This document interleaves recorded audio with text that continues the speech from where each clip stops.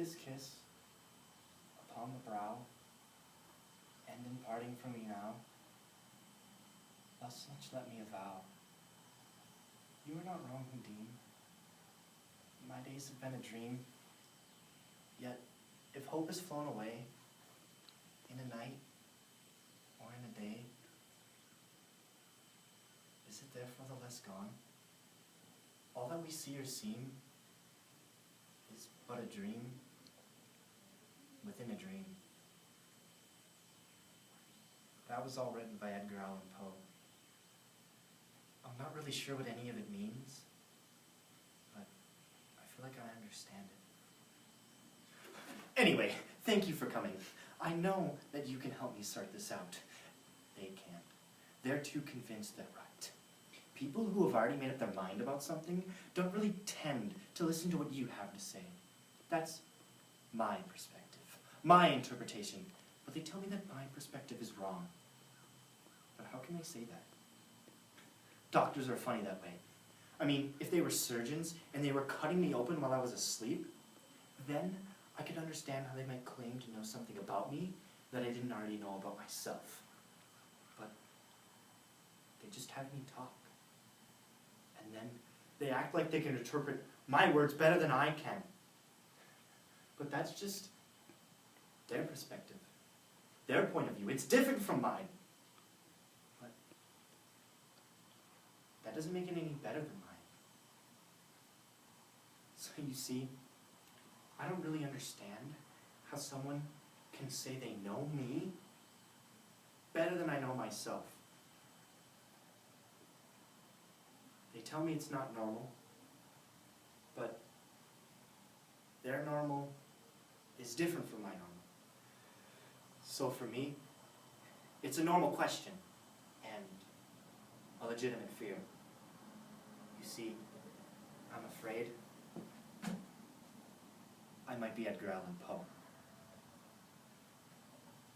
From Silence to Telltale Heart, Alone, and The Raven, Edgar Allan Poe has written some pretty freaky stories.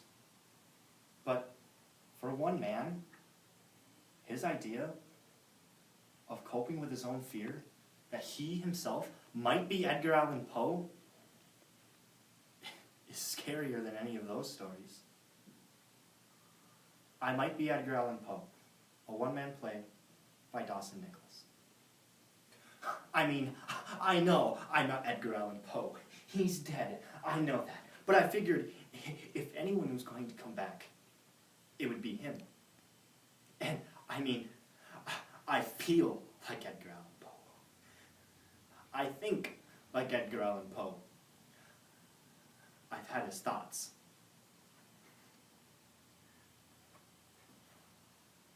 It grew louder, louder, louder! But yet the men still chatted pleasantly. Was it possible they heard not Almighty God? No, no! They heard. They knew. They suspected. They were making a mockery of my horror. This I thought, and this I think. But anything was more tolerable than this agony. Anything more bearable than this desertion. I thought I must scream or die. Almighty God, no, no! It grew louder, louder, louder. Villains, I shrieked! Disassemble no more! I admit the deed! Damn the fangs! Here is the beating of his hideous heart. Many years ago, I was living in an apartment building. There was a fire. I couldn't see anything at first. There was just boiling smoke everywhere. So I ran to a door. And there was a lot of smoke, but I thought I heard something. Only the tops and the tables and chairs were lost in the smoke. I think I was in the living room. And then I heard something. And then I found her. A wide-eyed little girl in the bathtub. She was clinging to a stuffed bear. I said hello, but she didn't say anything. I heard an explosion. She just looked at me. And I asked her to come with me, but she didn't move. She was too scared. So I picked her up. She screamed and bit me, but I held on to her. There was smoke everywhere. There were sirens and flashing lights and angry sparks spiraling up. I went over to the edge of the roof and I looked down at the people looking up in the orange light. Some of them started pointing at me. Billows of smoke kept getting in the way, but there was a group of firemen coming down the drive with something that looked like a trampoline, and another one was shouting into a bullhorn. The roar of the fire was too loud, though. I couldn't hear what he was saying. And then I heard sort of a groan, and I felt a crack underneath my feet. I turned and saw the opposite side of the roof had caved in.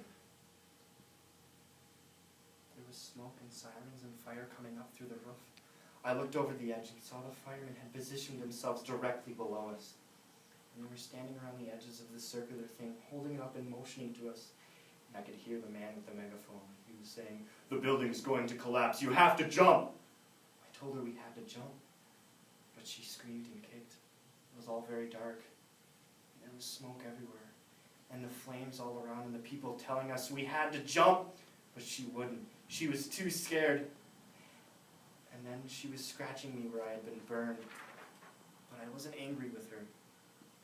The building was making noises underneath, and I kissed her on the forehead, and I threw her.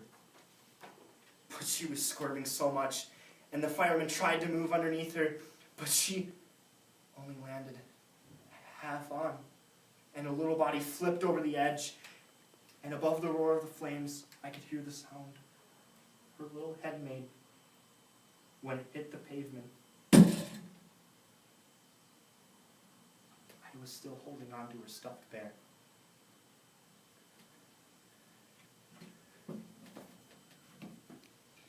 They tell me death is an important theme in my life. They tell me that they can trace death throughout my life. Well, of course you can trace death throughout my life. You can trace death throughout anyone's life. I mean, you could just as well follow any little thing, any little thread. Food, yes, food. I've had some very early experiences with food. I'm afraid I might be Julia Child. Anyway, I hope that more of you would understand my sense of humor by now.